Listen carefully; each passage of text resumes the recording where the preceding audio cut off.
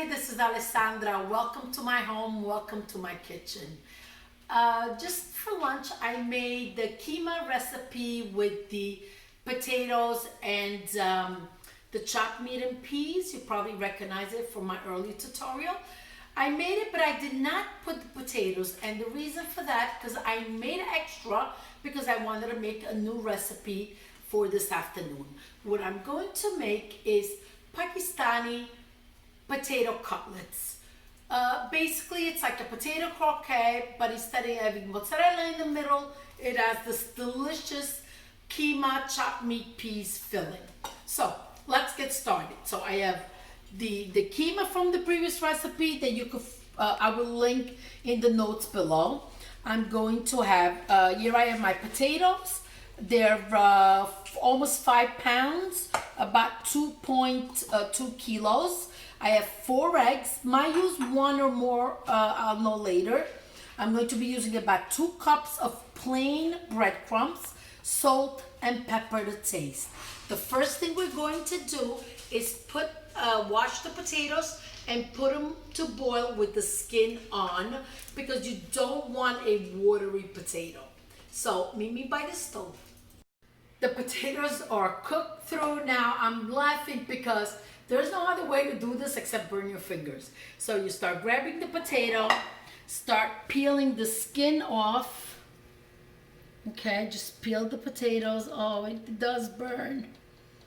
Oh God, and you think it gets better with time? No, I always burn my fingers. It's okay. Food is love, right? Labor of love. Really? Labor of love and burned fingers. It goes together. Okay, so going to peel them, and then I am going to put them through the ricer. I've brought this in Italy, but they have them at Bed Bath & Beyond and Amazon. You can find them. So basically what I'm going to do is rice all the potatoes, and then we'll proceed with the next step. The potatoes are all riced. Take a look. Now you want them to cool down just a little bit, so just keep mixing them so the heat escapes. And the reason is, if you put your eggs in now, you're gonna have scrambled eggs. Now, one thing, I'm only gonna use the yolks because I'm gonna keep the egg whites to use it as a wash in order to put the cutlets in before the breadcrumbs, okay? So let's wait a couple more minutes and then we start. But in the meantime, what we could do is definitely start adding the salt, so then we could go ahead and taste it without adding the egg. Okay, I have about a half a teaspoon of salt, and I think that should do it. Okay, let's crack some fresh black pepper. Okay, that adds a really nice flavor to it. You know what? I'm gonna add a little dab of butter, about a couple tablespoons of butter. Let me go grab the butter. I think that's a great idea. The butter is quickly melting because the potatoes are still very hot. You know what? I'm going to go ahead and taste it. So like that, I'll know if the salt is right, if everything is good. Delicious. The salt is enough. The pepper, the potatoes are already delicious just like this. Okay, so the egg whites will go on this side, and the yolks I'm going to put in the potatoes.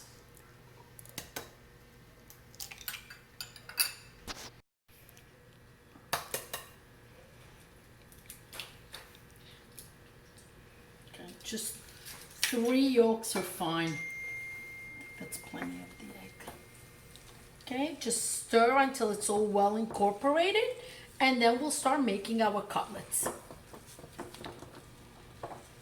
So we have 3 egg whites, and I've added a couple more eggs, so I'm going to just heat everything. This is going to be our egg wash for the cutlet. Just put a little pinch of salt to give it a flavor, okay?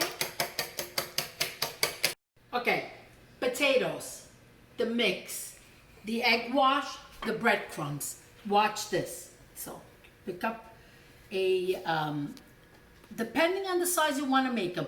I'm not going to make them so large. And then you just take a little bit of the mixture. Okay, put it right in the center. If it gets all over, it's fine too. I take another little piece, I put it on top, and I try to fold it all together. Okay, and you're going to be forming something like a hamburger patty. See that, like this? Now, if you have somebody else helping you, it sure makes the job easier, because every time you touch the egg wash, your hands are gonna be all chip. That's Urdu for all sticky. That's one of the first words I learned when I visited Pakistan, chip. Okay, so you place it in the egg wash, okay? Make sure you hold the form, and now let's put it in the breadcrumbs. Gently just have the breadcrumbs all over it. And here is our first cutlet. And now let's continue on till we're all done. My little girl asked me for potato croquettes. So you know what I'm going to do? I'm just going to put 2 pieces of mozzarella and cover the top. And we're also going to make a cousin of the Italian potato croquette. Has that, a distant cousin. So it's going to be a different shape, but pretty much the same concept. I put on a frying pan with about 2 cups of oil, I'm going to say. Depends on the size of your frying pan. What you want is that the cutlet is not totally submerged in oil, but halfway. And that also prevents the cutlet from opening up. So you'll see it when we put it in. So take a look. The oil has to reach temperature. It's not hot enough yet. I should maybe measure it to give you an idea. It should reach about 350 in temperature. I normally just could tell when it's ready to start frying. You know what? Forget the thermometer. I'm just going to drop a little bit of the breadcrumbs. Yeah, it's frying. It's ready. We're good to go. So I'm going to start putting the gently, very so gently put in. Lower your flame. You want medium high, because you don't want them to burn. They need to gently cook and create a beautiful golden crust. Time to flip them. Now help yourself with a fork if you need to, okay? Because you don't want them breaking. Okay, hold on. There you go. Also, don't overcrowd them, so it gives you enough space to flip them. Okay, there it goes. Perfect. Okay, the cutlets are ready. The good news is my fingers no longer burn from the hot potatoes, so we're all good. And I'm going to open one up because I just want to show you the inside of the cutlet. Look at that. Look at that. Wow. Okay, if you like what you see, please subscribe, follow my channel, leave lots of comments, and God bless you. Thank you for watching. Until next time. Arrivederci. Ciao, ciao.